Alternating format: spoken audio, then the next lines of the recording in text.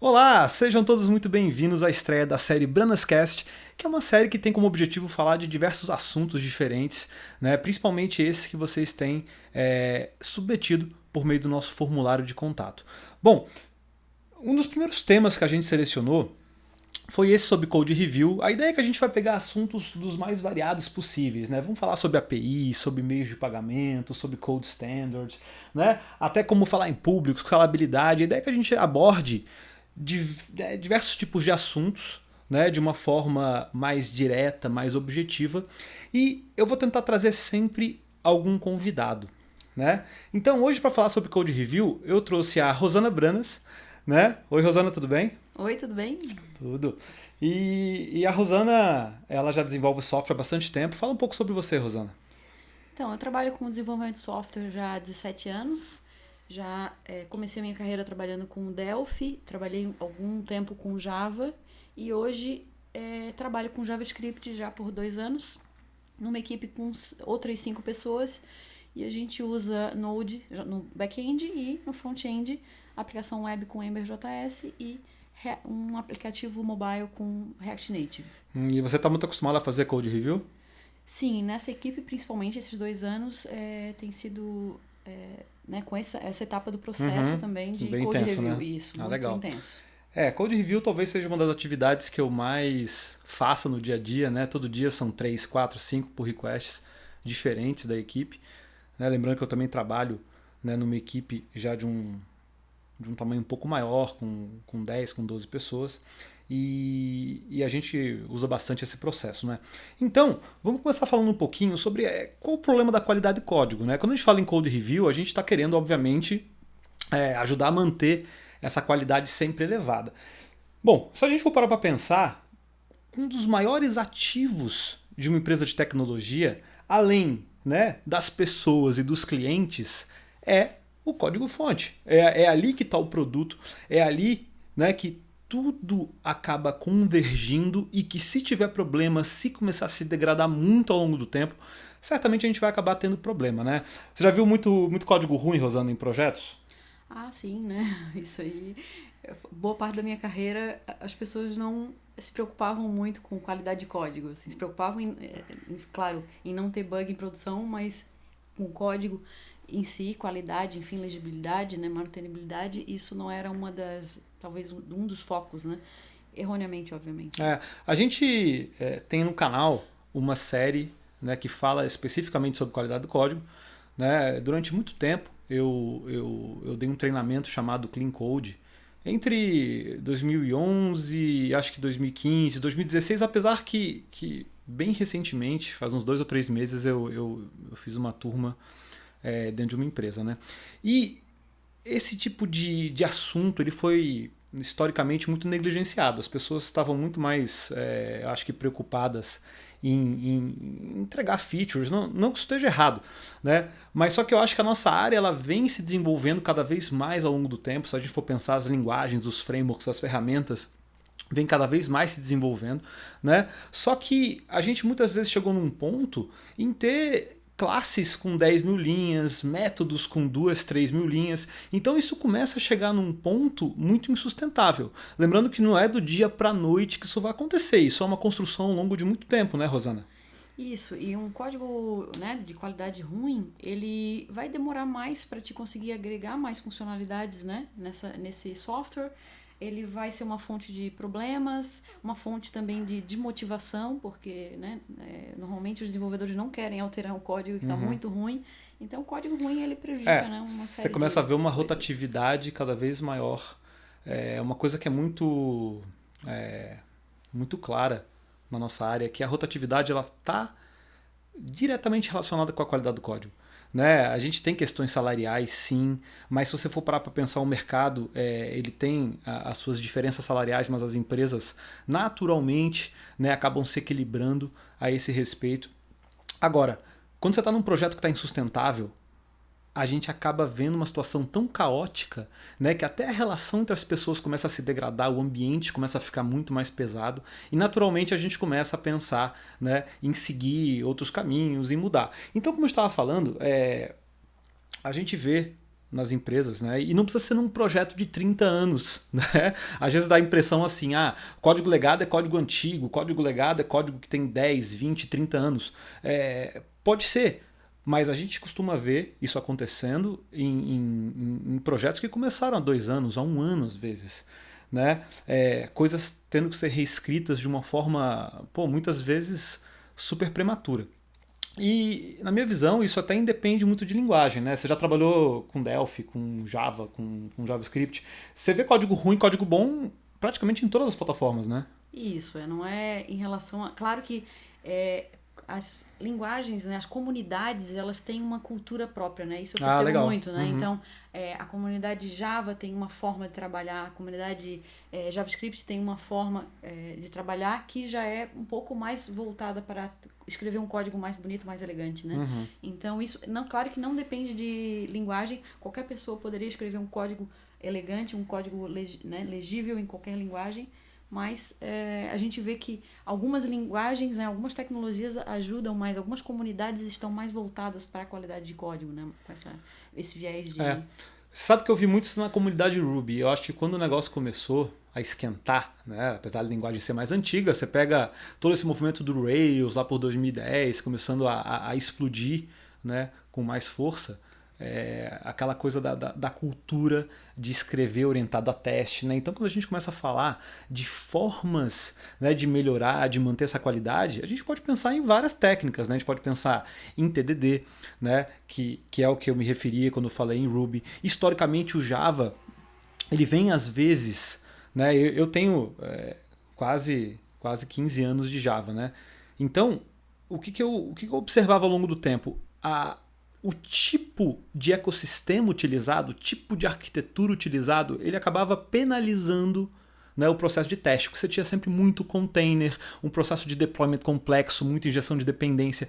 Muitas vezes, isso torna o teste até inviável, né? Eu já trabalhei em projetos com uma plataforma JVE muito tradicional, em que você tinha que subir microcontainer, muitas vezes isso era tudo muito novo, né, no mercado, então você não tinha tanta ferramenta assim. Você compara hoje, eu pelo menos trabalho, né, só com JavaScript há bastante tempo, e eu me impressiono às vezes com a facilidade que é testar, né, por exemplo, na plataforma JavaScript, né? Sim, a parte de testes automatizados, eu acho que é uma das ferramentas também que ajuda muito nesse aspecto, né, em tu ter uma confiança de que o código está bem escrito, bem, né, testado, né, coberto de testes, né? Claro. O que vocês usam lá para testar? A gente usa, depende do projeto, né? Usa Enzyme, usa Jest, usa Mocha, Chai, não? Chai também. Sino para mocar, não? Sino, mas usamos uma série de... legal. Então, você pega o TDD, acaba sendo, obviamente, né, uma forma de você tentar aumentar a qualidade, já que você vai acabar tendo uma garantia, né, de que esse teu código está estável, e aí você vai conseguir refatorar muito mais. Né? Você dificilmente vai conseguir ter uma cultura de refactoring sem que você tenha teste. Agora, mesmo com TDD, mesmo com refactoring, ainda tem um ponto que é a convergência das ideias das pessoas, né, rumo a um estilo de programação, na minha visão, mais uniformizado. Porque o que acontece? A base de código ela vai aumentando constantemente. Né? Hoje você tem um projeto com poucas linhas, você tem um módulo, amanhã você tem 2, você tem 3, você tem 4, daqui a pouco você está com um sistema com milhões de linhas. E, na minha visão, esse processo de code review, né, que na minha visão é uma técnica super importante para a gente manter no dia a dia, ela acaba tentando, principalmente, nivelar a visão das pessoas a respeito desse código, deixar todo mundo, muitas vezes, até na mesma página, né? Porque às vezes você não sabe o que está sendo implementado no dia a dia. Eu, por exemplo, já trabalhei em equipes que não tinha a vaga ideia do que o cara do meu lado estava fazendo. Não sei se isso acontece muito com vocês. Já aconteceu, Rosana, você trabalhar num projeto que você não tinha a menor ideia do que o teu colega estava fazendo? Sim, quando é uma equipe, as equipes mais como a que eu trabalho hoje, a gente tem sempre noção do que um ou outro está fazendo. Porque a gente, de fato, tem o conceito de trabalhar em equipe, né? A gente se preocupa com... Todos se sentem, tipo, donos do código e responsáveis pela manutenibilidade daquele código. Que, aliás, é o que o Kent Beck fala muito no XP, né? Que é aquele senso de ownership, né? De você ter um pertencimento, de todo mundo cuidar, né, dessa base de código. Sim, mas já aconteceu, né, no passado, anteriormente, não nessa equipe, né, de fato, cada pessoa tá fazendo uma coisa e a gente não tinha noção, né, do que... Com o ágil, isso foi mudando, né, porque o uso de metodologia ágil vem ajudando já a gente tá mais por dentro do que tá acontecendo em equipe, né, no produto em si. Então, isso já melhora muito, mas ter essa cultura de equipe que está preocupada com qualidade do código, enfim, em desenvolver um produto bom, um produto que seja estável, enfim, sem bugs, né? Que não chegue bugs em produção, isso é uma cultura, né? É um mindset, na verdade, né? E não é fácil de fazer as pessoas entrarem nessa cultura quando elas vêm de outras culturas, né? Isso é um processo que eu acredito muito que o code review ajuda, porque a pessoa vai se formando, vai começando a prestar mais atenção em coisas que ela antes ela não se ela se expõe, tanto. né? Sim. Ela se expõe. O que antes você ia lá, fazia mudava, quietinho no seu alterava, lugar. criava código, comitava diretamente, e isso muitas vezes não passava, né, pela análise de ninguém, hoje acaba sendo super, não só formalizado, como discutido. Né? Agora, historicamente, repara uma coisa, a gente não vem com essa cultura. Obviamente, você pega projetos aí de 5 anos atrás, não vai nem muito longe. Já era uma coisa que não acontecia muito.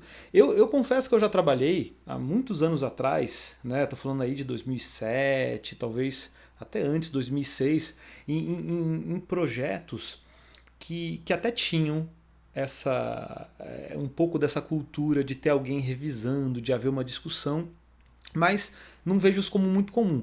Principalmente porque as ferramentas não ajudavam muito.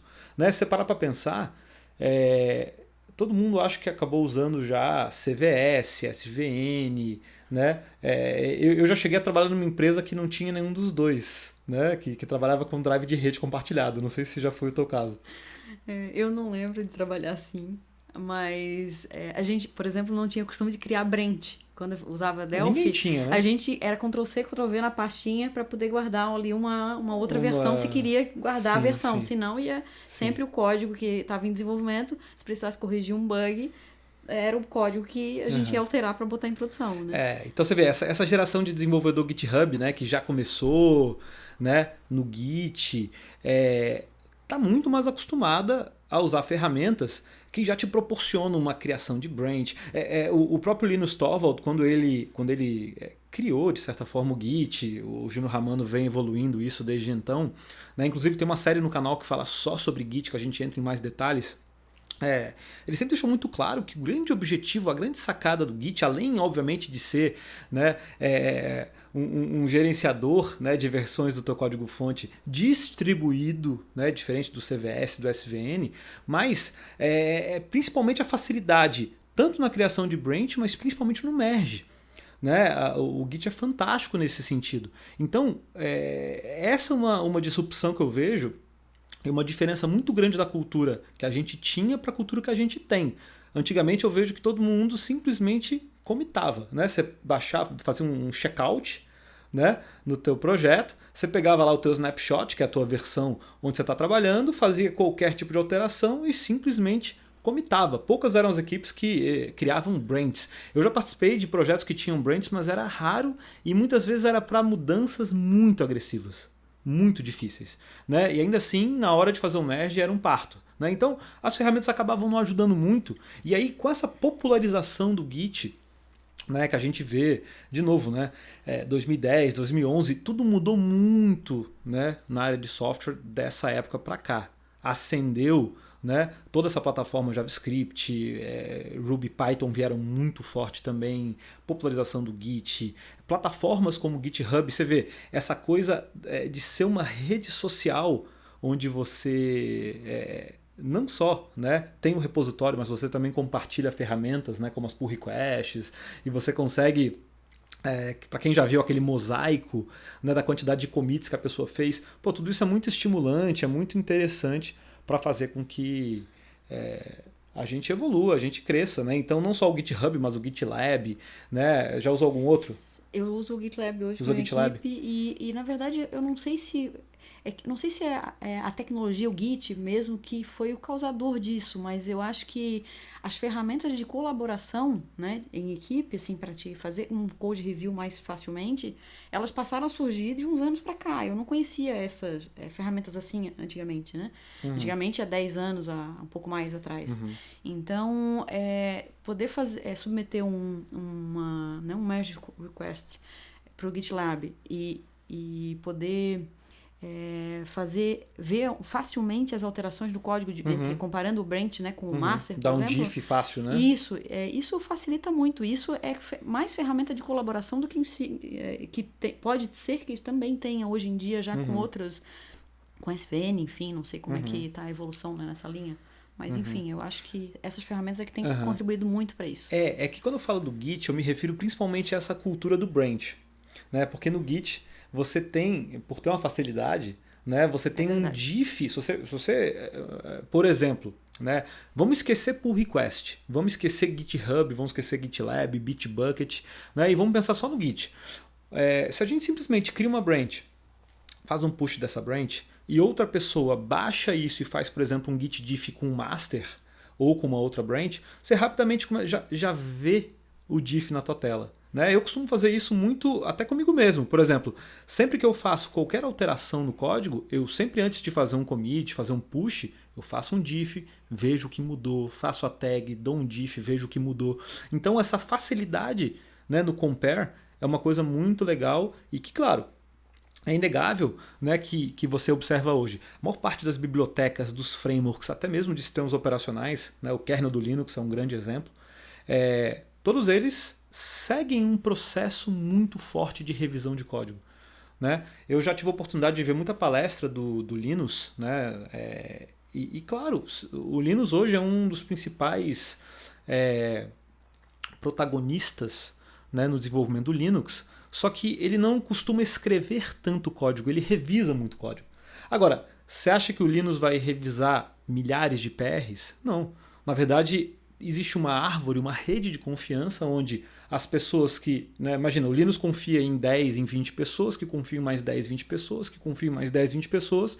Uma vai revisando da outra em níveis, né, até chegar, talvez, nesses core committers, nessas pessoas, né, que conhecem o projeto com uma visão mais ampla. E é isso que acontece em qualquer desenvolvimento de biblioteca e framework. Né, você vai submeter um patch, talvez, para o Angular, para o React, para o Vue. Isso vai passar por uma série de revisões. Né? Então isso acaba sendo uma coisa muito enraizada no mundo open source e que eu acho que agora, né, as empresas têm trazido muito mais, né, para dentro e praticado esse tipo de técnica. Bom, então falando em técnica, que técnica que você vê em termos de revisão de código? A gente começou a falar de pull request, falar de Git, falar de um monte de coisa, mas dá para fazer de outro jeito, né? Sim, eu acho que falando especificamente de uma outra segunda pessoa revisar o código, eu acho que ou a pessoa pode fazer isso sentada lado a lado com o desenvolvedor, né? Quem vai fazer o review senta do lado da pessoa que desenvolveu e revisa o código juntos, assim, já dando feedback na hora, né? Porque, na verdade, o code review nada mais é do que um feedback sobre o código que a pessoa escreveu, né? E outra forma é ele, de fato, submeter né? Abrir aquele código para revisão, né? Numa ferramenta de colaboração que vai ser abrir um merge request ou um pull request, né? Depende um pouco, né? Vale lembrar que no GitLab vê esse termo merge request, né? No GitHub tem o pull request. Então, assim, cada um acho que batizou isso de um nome diferente, né? Obviamente, o próprio pair programming também pode ser visto como uma forma de code review, né? Porque é uma pessoa que está ali o tempo todo, né? Elas estão desenvolvendo juntas, né? Fazendo uma revisando o código da outra todo o tempo, né? Isso também poderia ser considerado uma técnica de code review. Mas eu acho mais especificamente mesmo quando alguém está vendo o código, né? Do que uma ou duas pessoas desenvolveram, enfim, uma terceira pessoa ou uma segunda pessoa fazendo isso. O pair programming é praticamente uma revisão ao vivo, né? Eu acho muito válido, inclusive, quando você tem... Vamos colocar da seguinte forma, tá? O pair programming é fantástico, é muito legal, só que é uma coisa que não tem uma aceitação muito boa, né? Porque, óbvio, ninguém gosta de ficar o tempo inteiro, o dia inteiro do lado de outra pessoa programando junto. Às vezes quer ter a nossa individualidade, quer ouvir a nossa música, quer ficar livre para pensar mais isoladamente, né? Isso é característica interpessoal de cada um. Agora, uma vantagem no pair programming, né, de várias, é a questão da qualidade, porque você está se expondo, você está discutindo, tudo que é discutido, tudo que é aprofundado, acaba ficando melhor. Né? Até porque você vai ter vergonha de escrever um código muito ruim na frente do teu colega. Né? Então o pair programming ele é benéfico por vários motivos. Você acaba tendo um foco muito maior. Hoje o grande problema, na minha visão, né, dos desenvolvedores é a falta de foco. É você começar a fazer uma coisa, parar e fazer outra, aí atende o telefone, aí vem alguém no chat, aí chega um colega de trabalho. Então assim, foco hoje talvez seja a coisa mais difícil. Chavear tarefa é uma coisa dificílima, né? Hoje em dia. Então você tentar trazer uma técnica que traga foco, obviamente é sempre benéfica. Se você associar isso à possibilidade de você pegar um cara mais júnior, que vai fazer um pair programming com um cara mais sênior, e gradualmente esse profissional mais júnior vai evoluindo, né? Porque o papel do sênior, obviamente, é elevar o nível técnico do time, é trazer uma visão mais madura sobre as coisas, né? Senão não adianta. Então, repara que o pair programming também vai ajudar. Não adianta nada você trazer uma pessoa para a tua equipe se ela não conhece o projeto, se ela não conhece o negócio. Então você faz um pair programming com ela, ela vai, né, se acostumando aos poucos e conseguindo ter um senso de contribuição muito maior do que ficar lendo documentação, do que ficar tentando adivinhar aquilo que ela tem que fazer. Agora, nessa questão da qualidade, o pair programming indiscutivelmente é uma técnica muito interessante. Agora, sem dúvida nenhuma, eu acho que hoje você ter um processo que inclui o code review por meio, por exemplo, de pull request é fantástico, né? Sim, eu particularmente gosto de usar pair programming quando os desenvolvedores, quando tem um desnível grande de conhecimento, seja de regra de negócio, quanto de alguma coisa técnica, né? Uhum. Então, quando a minha equipe costuma usar essa forma de code review, né? Mas esse code review mais clássico, né, de submeter alguém desenvolve alguma coisa sozinho e submete aquele request para revisão, então isso eu acho muito interessante, é uma ferramenta que também acaba nivelando a equipe, né, quando as pessoas, uma pessoa mais experiente consegue fazer uma revisão do código de uma pessoa um pouco menos experiente, e aquela pessoa começa a observar alguns pontos, né, que antes ela não se dava conta. Então, ela, com o passar do tempo, ela começa já a ter uma visão, né, de como fazer as coisas de um jeito que seja o melhor possível, porque o que a gente quer com o Code Review justamente é melhoria de código e para ter um código, né, que seja legível, né, o melhor possível, né, para pro produto, né? Então. Uhum. E você falou uma coisa importante, nivelar, né? Com isso em mente, pensa assim, quem que deve ficar responsável por fazer essa revisão do código? Porque, como você falou, a gente tem pessoas de todos os níveis dentro de uma equipe, né? Você sempre vai ter uma equipe que tem pessoas mais sêniores interagindo com pessoas. Detalhe, eu odeio esses rótulos, tá? Eu acho que não faz o menor sentido, até porque a gente tem uma tendência a dizer que a pessoa que tem mais tempo de experiência é a mais sênior, o que é uma baita de uma mentira, né? Vamos ser sinceros, eu já vi gente com 2, 3 anos de envolvimento dar um show em pessoas com 15, 20 anos. Então, essa coisa do tempo é muito relativo. Eu já tive o prazer, talvez, de treinar bastante gente, mais de 1.500 pessoas de forma presencial, e interagir com todo tipo de perfil. Desenvolvedores mais difíceis, mais alegres, mais depressivos, mais empolgados, mais pessimistas. Então, assim, você vê tudo, né? Mas a única conclusão que eu chego é que depende muito da força de vontade de cada um, do grau de dedicação que cada um emprega na sua carreira, tá?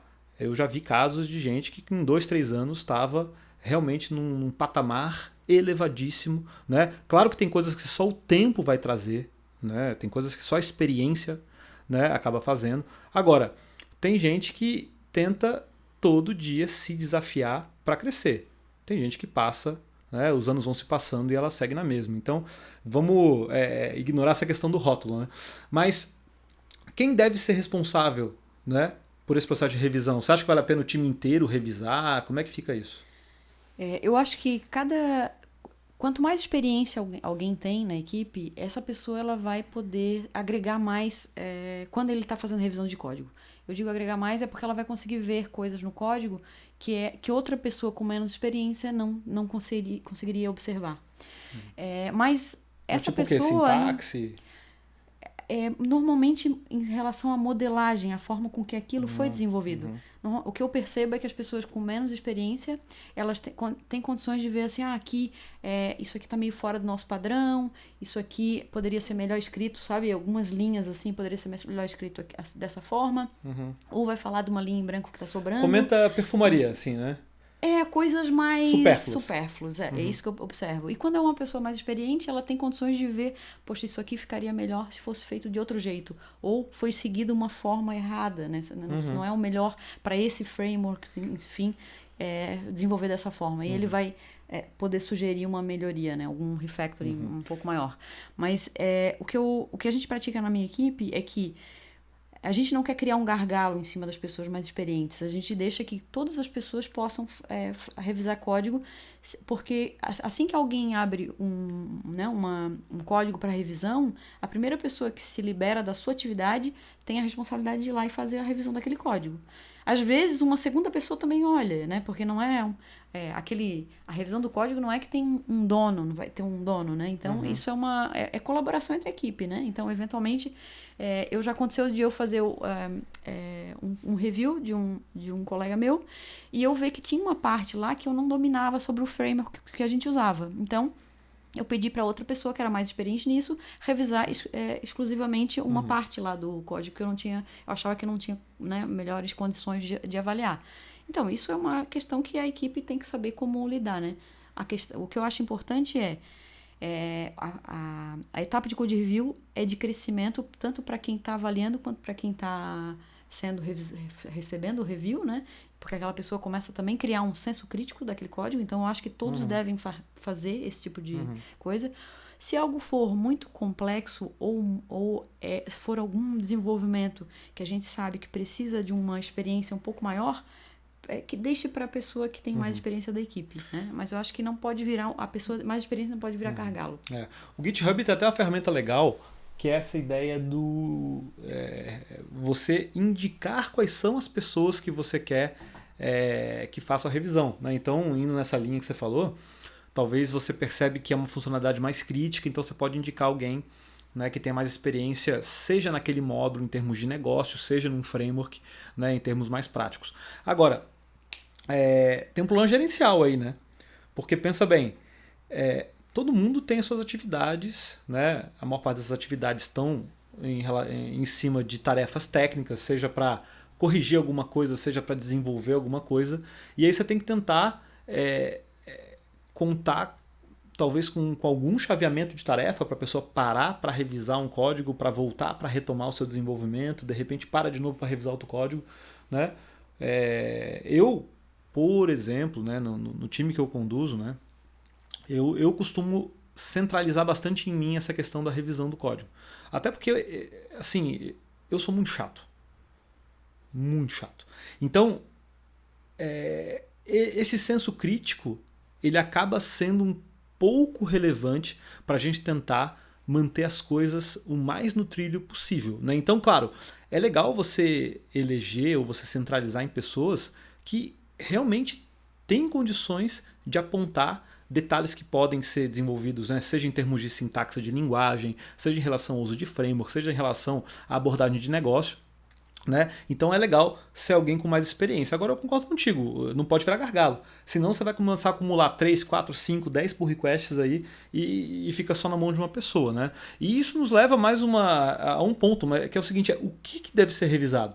Porque, como você bem falou, você pode ficar apontando, eu acho que você não devia usar arrow function aqui. Eu acho que aqui você devia usar um destructuring, ou você não deveria usar, de repente, né, uma class, ou eu acho que lá, né, você deu o nome para essa variável do jeito errado. Pensa bem, né? Tem muito aspecto que a gente pode olhar. Eu gosto muito de fazer essas sessões de modelagem antes, né, principalmente quando é um problema mais complexo, então você vai para um quadro branco, discute, desenha, chega até em termos de nomenclatura de negócio, né?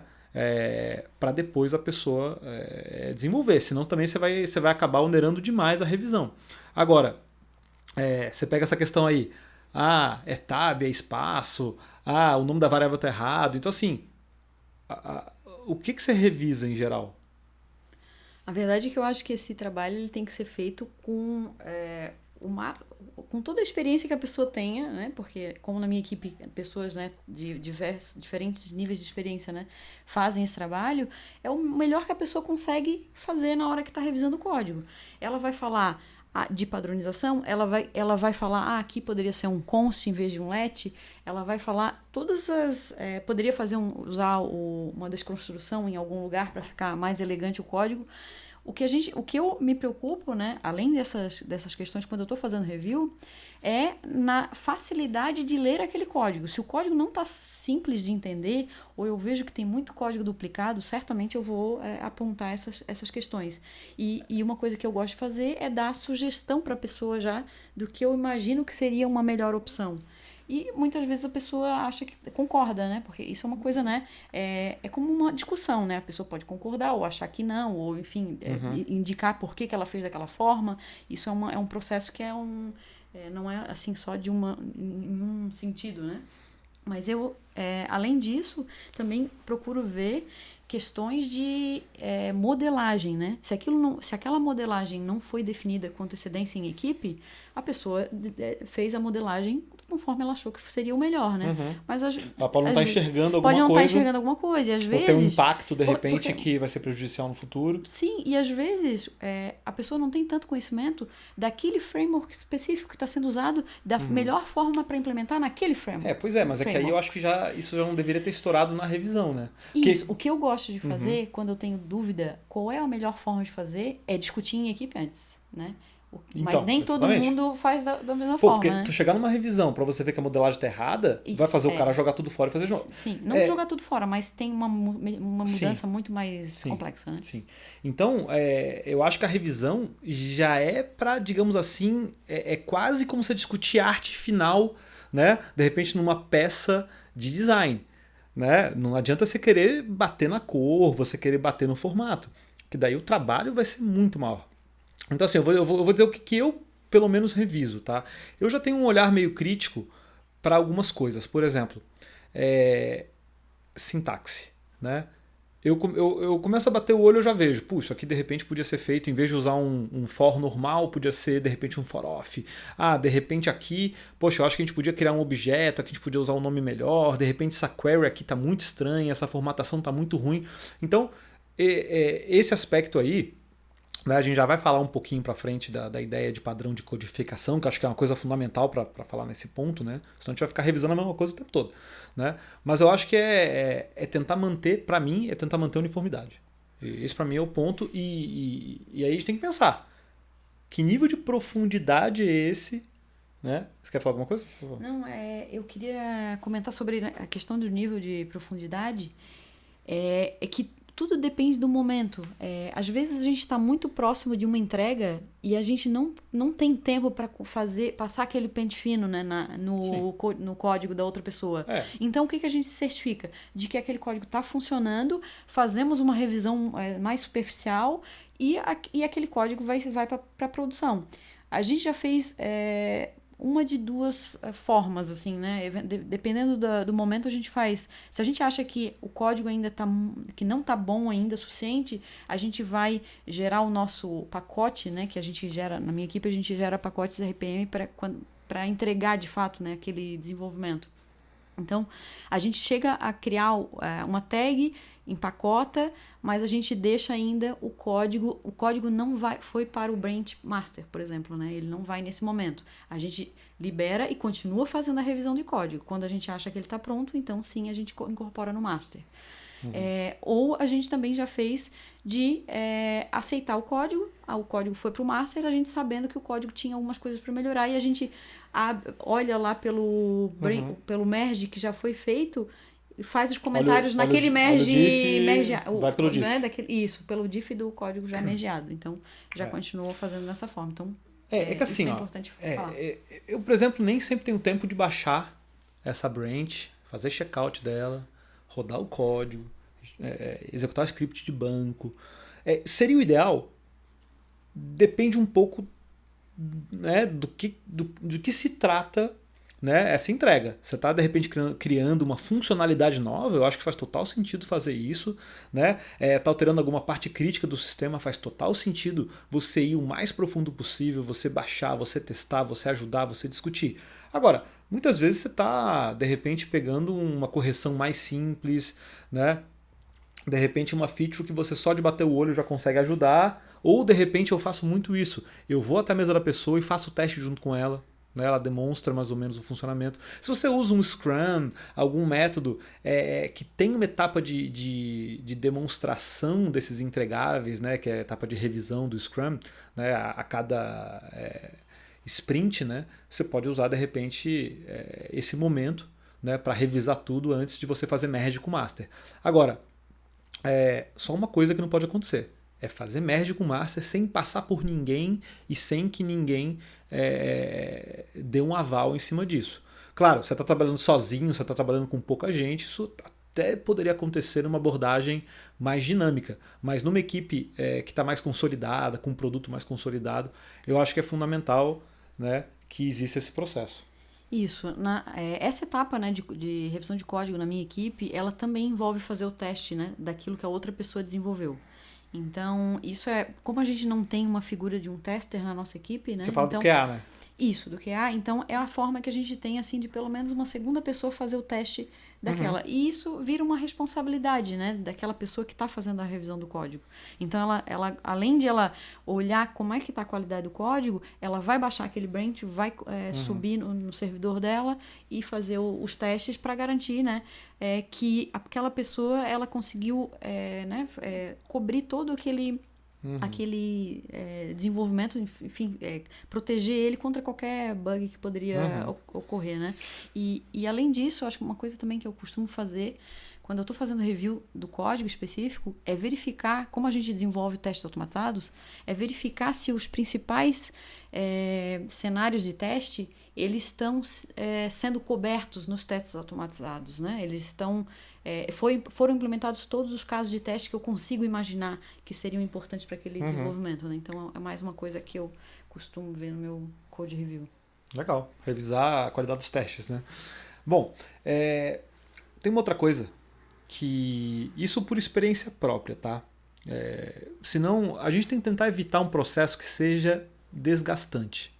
Eu vou falar depois, né, que revisão de código, ela parece uma coisa muito simples, mas ela tem um potencial enorme de gerar confusão, gerar discórdia. Então, não adianta nada ficar fazendo revisão apontando as mesmas coisas. Por exemplo, aqui você devia usar tab e não espaço. Ou não, você devia usar espaço e não tab. Ou, né, questões relacionadas à sintaxe.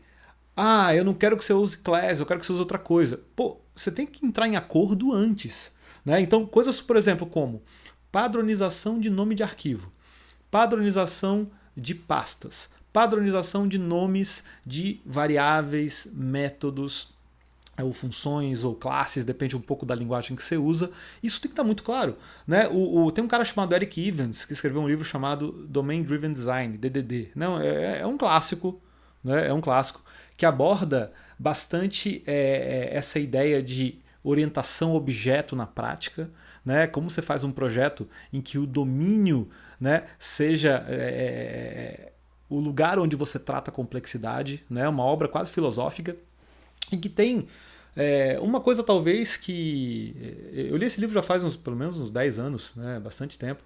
E uma das coisas que me impactou bastante foi essa ideia, ele chama de linguagem onipresente, né? Que basicamente quais são os termos de negócio que você usa. É aluno ou é estudante? É remédio ou é medicamento? Sabe? Você tem que tentar estabelecer quais são os termos de negócio que você usa. E não só isso, quais são os verbos que você emprega. É save, ou é create, ou é add, ou é insert? Né? né? É modify ou é update? É delete ou é remove? Ainda hoje em dia eu perco tempo com essa discussão. Então, assim, eu criei, né, na equipe, obviamente, um blueprint, um code style, um documento que diz detalhadamente quais são as regras de escrita de código. Você pode usar um ESLint, você pode usar isso para sintaxe. Agora, quando pensa em semântica, é bom senso. Né? Nada impede que o cara vá lá e comite um negócio, em vez de escrever save, o cara escreva add ou create. Né? Então isso pode se tornar um negócio cansativo, né? Se em toda pull request você tem que apontar a mesma coisa. Então, assim, eu acho que usar um ESLint ou outra ferramenta que valide. Antigamente usavam um chamado checkstyle. O Java tem uma ferramenta muito legal que é o Sonar, que pode automatizar muita coisa.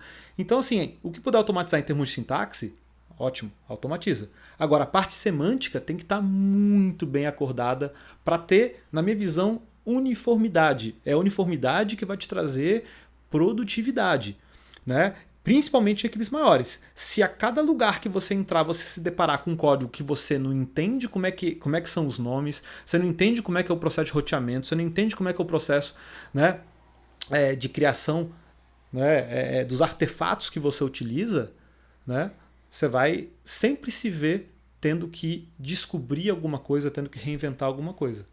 Sim, eu concordo. Eu acho que o uso de linters, né, como ESLint, né, na equipe, isso ajuda muito. Na minha equipe a gente usa o Visual Code para desenvolvimento e a gente importa daí um plugin do ESLint que já ajuda muito nas questões de sintaxe. Então a gente define lá, né, no projeto o que é importante de padronizar, qual é o nosso padrão, né, que a gente vai adotar, que normalmente está de acordo com o padrão de mercado também para JavaScript. E a gente configura o nosso editor, né, para já avisar quando a gente está deixando de seguir alguma questão daquele padrão. Mas o que eu estava falando em relação a padrão que não necessariamente está relacionado à sintaxe, eu acho que é importante sim ter uma nomenclatura que vá permear todos os projetos, né? O que for parecido, né? Se a gente tiver muitos processos em Node, por exemplo, que é o caso do produto que eu trabalho, a gente usa uma arquitetura baseada em microserviços, então existe uma série de serviços para prover as informações para as interfaces, né? Para fazer, enfim, que formam o produto em si.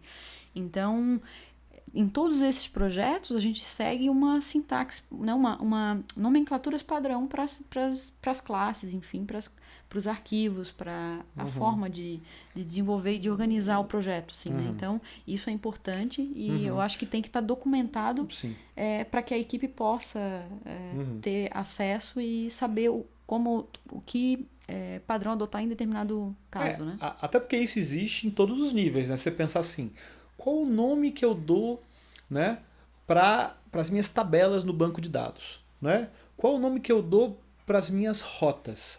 É no plural? Isso, é no singular? Né? Qual os nomes para os arquivos? Qual os nomes para as pastas? Né? Então, assim, tudo acaba tendo um nome, tudo acaba tendo uma abordagem. Então, a melhor coisa que a gente pode fazer é deixar todo mundo na mesma página, com o mesmo padrão. Isso é uma coisa que cada um define o seu. Eu vejo as pessoas tentando emprestar muito o style guide dos outros, né? Fulaninho escreveu isso, então vou usar o que fulaninho escreveu. O que eu te digo é o seguinte, seja criativo. Tá na tua mão buscar o que é melhor pro teu cenário, o que é melhor para você. Nada impede que você faça uma pesquisa, que você tente tentar obter um senso comum. Né? Outra coisa, escrever código em português ou em inglês. Eu já vinha muitos anos escrevendo em inglês, depois eu já participei de algumas equipes que escreviam em português, desde que a gente começou a empresa e os produtos, hoje a gente só escreve em inglês, então isso é uma coisa que traz também uniformidade. Eu acho que é importante, porque senão sabe o que acontece? Fica assim, search cliente, aí tu misturou, né? Save carro. Mas aí começa assim, save carro by ID fabricante, ou é save carro por ID fabricante. Você entende? Chega um ponto que mistura muita coisa, né? E que a gente às vezes não consegue isolar bem o domínio, né? O que é em português, o que é em inglês. Por isso que eu particularmente gosto de fazer em inglês, Até porque, se um dia a tua empresa for adquirida por outra, ou você receber desenvolvedores de outros países, ou se você for abrir uma operação internacional, você já vai estar preparado, né? Então, isso são questões que podem ser relevantes dentro do teu negócio, tá? Bom, outra coisa também é essa questão assim, ó, a Code Review, ela não deve ser um processo de QA, né, de Quality Assurance. Ela não deve ser para você testar o código do cara, né? Pra você pegar bug. Não é esse o objetivo, né? A revisão de código é para você fazer uma revisão final antes daquilo ser integrado na base de código principal do produto. Pode envolver sim questões de negócio, pode envolver questões de sintaxe, mas na minha visão não deveria ser um trabalho desgastante de você ficar pegando bug. Eu, por exemplo, eu me descontrolo quando isso acontece. Né? Então...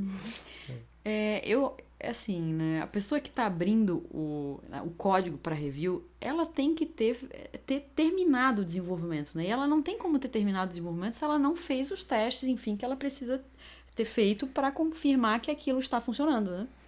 Então, eu concordo que não deve deixar... não, como outra pessoa vai testar, então, e vai fazer a review, então eu não vou testar tanto porque vou deixar para aquela pessoa. A responsabilidade é de quem está desenvolvendo, primariamente, né? O código é uma etapa a mais para a gente garantir a qualidade, mas a gente não pode deixar o desenvolvimento, porque eu considero que daí, se a gente não testou direito, a gente não finalizou o desenvolvimento inicialmente e nem estaria apto para abrir um code review. Não, e fica um bate-volta danado, né? Imagina, você baixou a branch, aí você clicou... funcionou aqui, mas quebrou lá. Aí você devolve. Cara, corrige tal coisa. Aí espera mais meia hora, volta. Agora baixa a branch de novo. Até em termos gerenciais, fica um bem rolo. Complicado. Não deveria ir e voltar tanto. O code review, assim, ele demora muito porque é muito bate e volta, sabe? Algumas coisas que eu gostaria de comentar de experiência de code review primeiro, a questão de gosto pessoal. Eu acho que a gente precisa ter uma sensibilidade sobre o que a gente acha que de fato vai melhorar o código e o que é uma questão simplesmente de gosto pessoal, para a gente não dizer para outra pessoa mudar uma coisa que ela gosta de um jeito e você gosta de outro, né? Até para não dar briga, né? Isso, para não ter discussão. E eu acho que quando a pessoa não entende alguma coisa que tu escreveu no review, porque se tu tá criticando aquele código, eu acho que tu tem a obrigação de dar uma ideia melhor para aquela pessoa. Então... tu tem que sugerir a mudança que tu imagina que vai afetar aquele código de uma forma que ele fique melhor, né? Então, quando a gente faz isso, eu noto que os code reviews, eles demoram menos, menos bate-volta. Quando a pessoa simplesmente assim, esse código aqui não tá bom desse jeito, isso aqui não se faz assim, mas não dá nenhuma sugestão, a pessoa vai interpretar aquilo, vai fazer alguma mudança, e no final das contas ela ainda não cumpriu o objetivo porque ela não entendeu direito o que é. Eu acho que quando a pessoa não entende, melhor então chamar a pessoa que fez o review e perguntar, né, uma sugestão ou pedir para ela explicar antes de ficar esse bate-volta. Daí ele vai lá, porque cada etapa ele recebeu, a pessoa desenvolveu, recebeu lá os feedbacks do código, alterou, testou de novo, né? Submeteu de novo, agora tá ok. E mais feedback. Então fica uma coisa muito demorada. Então tem que ser um pouco mais... Você falou do ponto de demorar ou não demorar, né? Nesse aspecto tem uma questão que eu acho que todo mundo tem que tomar muito cuidado. Eu sei que nem sempre é possível, tá? Mas é o tamanho da pull request ou da merge request. O tamanho do diff, vai. Se tu ficar desenvolvendo 2 meses, e eu digo e repito, depende... caso a caso, né? Acontece às vezes a gente estar numa feature super complexa, super extensa, que leva mesmo um mês e meio. Só que a gente tem que tentar achar alguma estratégia de pegar um atalho. Porque acontece? A pessoa que vai revisar, ela já entra muitas vezes com pouco tempo e às vezes com pouco contexto. Né? Então se ela se depara com 1.000 linhas, com 1.500 linhas, com 2.000 linhas...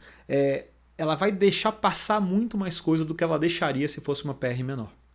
Né? Então, reforço. Né? Isso está fora do código, isso está muito mais em como você quebra a tua funcionalidade, como você, né, decide que atividade você vai abordar primeiro, o que você vai fazer merge primeiro. Talvez traz essa feature para a base de código, só que com o menu desligado, por exemplo, para que ninguém entre nela. Mas já deixa ela estável. entendeu? Ou tenta gerar valor antecipado de alguma forma com ela. Então, muitas vezes, tentar diminuir o tamanho do pacote ajuda quem está revisando, deixa um processo mais objetivo, né? Porque senão também muita coisa acaba passando, né? E nisso, até para reforçar, né? Eu falo reforçar porque eu talvez ainda não tenha conseguido me entender nesse aspecto, né? Que é na questão de discussões intermináveis em pull requests, confusões, brigas. Eu já passei por várias já, né? A gente tem que entender que isso é uma questão profissional, uma questão que não é pessoal, né? Todo mundo quer que o projeto não vire caos, que o projeto tenha uma base de código cada vez melhor, sendo que a natureza vai levar, a própria entropia, né, vai levar a que essa base de código se degrade, né? Então a tendência é a base de código ficar cada vez pior. Então a gente quer, nesse processo de revisões, manter a base estável, pelo menos, ou manter ela saudável. E nisso vem briga, né? É por isso que o que a Rosana falou do gosto pessoal. Né? Eu, por exemplo, não sei separar muitas coisas. Eu tento sempre impor o meu gosto pessoal, a minha forma de fazer, ou como eu gostaria de fazer. E isso muitas vezes acaba atrapalhando, acaba prejudicando as relações. E é uma coisa que, assim, eu digo isso porque eu já vivi isso, não é boa, né? Eu acho nesse sentido, né, de briga, confusão, enfim, discussões, eu acho que quando entre duas pessoas não está tendo um entendimento sobre o que é melhor, eu acho que a gente reúne a equipe e toma uma decisão em equipe. Eu acho que sempre vai ser melhor dessa forma, né? Obter um consenso, né? Uhum. E sobre a forma como a gente fala e dá o feedback, isso é muito importante a gente prestar atenção, porque tudo que você pode falar para a pessoa de uma forma desagradável, você também pode fazer de uma forma agradável. Porque o objetivo ali é dar um feedback do código para que aquela pessoa possa crescer. A gente tem que pensar que a pessoa que está recebendo aquilo, ela não tem que ficar com medo quando você pega, né, o request dela para avaliar. Como, porque você vai ser muito duro no... Não, você tem que fazer de uma forma que você queira, de fato, que ela comentar coisas que ela está... para fazer ela crescer, né? Então, não precisa entrar em ser desagradável quando vai escrever esse feedback, né? Eu acho que isso tudo mantém uma boa harmonia em equipe, a gente sabendo como falar as coisas, sabe? Enfim, acho que isso... Tem razão. Isso, se tem algo que eu tenho que aprender, acho que é isso, né? Então, uma mensagem final é o seguinte. Rosana, considerações finais, não? Eu acho que eu consegui passar a experiência que eu estou tendo com isso na minha equipe. Eu acho que essa etapa de code review é muito importante, não deve ser negligenciada. E as coisas... É uma etapa que a equipe pode começar a fazer, né? Introduzir e começa a ver quanta melhoria começa a surgir daí, né? Quanto o código passa a melhorar, enfim, a ser melhor para a manutenção, a evitar bug em produção, enfim, tudo que a gente pode fazer nesse sentido de qualidade, né, do produto, enfim, a gente deve fazer. Não, show. Então, talvez a mensagem final seja um pouco essa, né? É o seguinte, qualidade de código é uma coisa importante, é ela que vai, junto com as pessoas, junto com os clientes, junto com o modelo de negócio, levar a tua empresa para frente ou manter a tua empresa no mesmo lugar onde ela está e até fazer com que ela ande para trás. Né? A gente tem que entender que a natureza do código é se degradar, é se desgastar. Então, olhar para isso, olhar para a qualidade é uma coisa fundamental e mais ainda, ter esse processo de revisão de código é um dos aspectos que vai contribuir para isso. Agora, é fácil? Não. É uma coisa que se constrói no dia a dia, isso é uma coisa importante, tá? Não é uma coisa que você faz a reunião a cada 4 semanas, a cada 8 semanas, para olhar e discutir e fazer um relatório, veja bem. Não, é uma coisa que você, no dia a dia, todo santo dia, constrói. Se você deixar de olhar para isso um dia, você pode andar para trás e contrair um débito técnico que depois você não consegue pagar. Então, precisa de muita paciência, muita insistência para que você possa superar essas dificuldades. Né? E muito na linha que a Rosana falou. Tentar, obviamente, sempre ter uma visão positiva das coisas, sempre ter empatia. Né? Só que assim, é fácil? Não, não é. dia a dia a gente acaba sendo absorvido por problema de cliente, problemas alheios ao código, acaba descontando, canalizando isso dentro do código, né? Então a gente tem que ter muita sabedoria nessa hora. Bom, pessoal, vamos ficando por aqui. Eu agradeço a Rosana pela participação. Obrigada também pelo né? convite. Legal. A Rosana Branas, ela acho que foi a pessoa ideal para a gente fazer esse primeiro Branascast, né? Já que ela tem Branas no nome também, ela é minha esposa. E pode ter certeza que a gente discute esses e muitos outros assuntos, né, no nosso dia a dia como casal. Bom, vou ficando por aqui. Não deixe de se inscrever no canal, não deixe de compartilhar, né, esse conteúdo com as pessoas, né, que trabalham com você, que estudam com você, que estão no teu círculo, né, profissional. Eu agradeço muito, deixo os contatos, né, e vou ficando por aqui. Até mais, até a próxima. Tchau!